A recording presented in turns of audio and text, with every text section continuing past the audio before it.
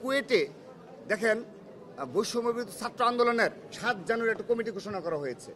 সেই কমিটির মাধ্যমে তারা যদি ছাত্র রাজনীতি পরিচালনা করতে পারে এবং শিবিরের কমিটি রয়েছে, আমরা যতটুকু অবগত রয়েছি, এই শিবির এবং বৈষম্য বিরোধী ছাত্র আন্দোলনের ব্যানারে যদি ছাত্র রাজনীতি কুয়েটে প্রচলিত থাকতে পারে, তো আমার ছাত্র দলের সমর্থকরা যদি একটি সদস্য ফরম নিয়ে থাকে, এটিকে তারা গুরুতর অপরাধ করেছে।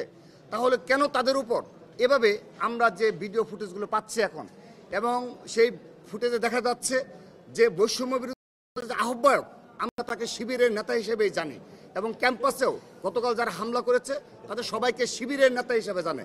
তারা সরাসরি গিয়ে হামলা চালালো এবং বিনা কারণে কোনো কারণ নেই। তো তারা যদি এই ক্যাম্পাসগুলোতে ছাত্র রাজনীতি চালু রাখতে পারে, সেখানে ছাত্র দল ছাত্র রাজনীতি কেন করতে পারবে না? এটি হলো আমাদের প্রশ্ন।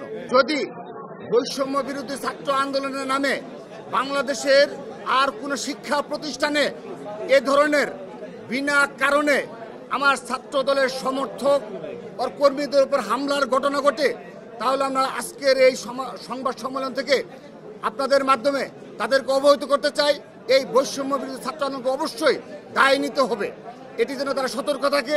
দ্বিতীয়ত, তারা আজকে একটা কর্মসূচি ঘোষণা করেছিল যে ভিডিও প্রদর্শন করবে।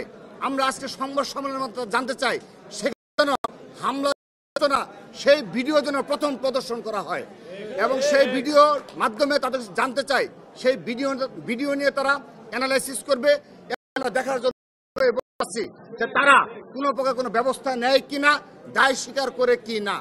যেন যেভাবে আমাদের একজন যুবদলের একজনকে চিহ্নিত করা গেছে, করা হয়েছে, কিন্তু আজকে এখন পর্যন্ত এই যে ভিডিওটি অলরেডি সামাজিক যোগাযোগ মাধ্যমে সয়লাভ হয়েছে, সেখানে স্পষ্টভাবে বৈষম্য ছাত্র আহ্বায়কের যে ভূমিকা, অপর নেতৃবৃন্দের যে ভূমিকা, তাদের বিষয়ে এখন পর্যন্ত আমরা বৈষম্য বিরোধী ছাত্র কেন্দ্রীয় কমিটি তাদের কোনো প্রকার কোনো বক্তব্য পাচ্ছে না। অর্থাৎ তারা মবুক্রেসিতে বিশ্বাস করে কিনা, তারা এই ধরনের হামলা এবং পরবর্তীতে বাংলাদেশের কোনো শিক্ষা প্রতিষ্ঠানে যদি এই ধরনের হামলার ঘটনা ঘটে, পুরোপুরি দায় এই বৈষম্য ছাত্র আন্দোলনকে বহন করতে হবে।